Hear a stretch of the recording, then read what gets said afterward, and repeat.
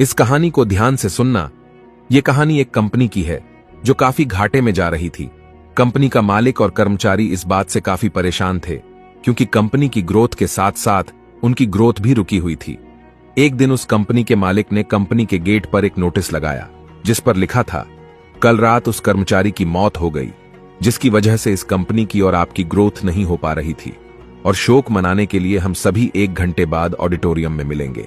ये बात सुनकर सभी कर्मचारी थोड़ा दुखी भी थे और खुश भी थे और हर कर्मचारी यह देखना चाहता था कि आखिर वह व्यक्ति था कौन। 1 घंटे बाद सभी कर्मचारी ऑडिटोरियम में पहुंचे। ऑडिटोरियम में एक कॉफिन यानी एक ताबूत रखा हुआ था और बारी बारी से सभी कर्मचारियों को उस व्यक्ति को देखने का मौका मिला। लेकिन जब भी कोई कर्मचारी उस ताबूत के अंदर देखता तो वो मायूस हो जाता और सर झुकाकर वहां से चला जाता क्योंकि उस ताबूत के अंदर एक आईना रखा हुआ था। जो कोई भी उसके अंदर देखता तो उसे अपना ही चेहरा नजर आता। उस ताबूत में खुद को देखकर कर्मचारी ये बात समझ गए कि कंपनी की ग्रोथ किसी और की नहीं बल्कि उन्हीं लोगों की वजह से कम हो रही है जो उस कंपनी में काम करते हैं।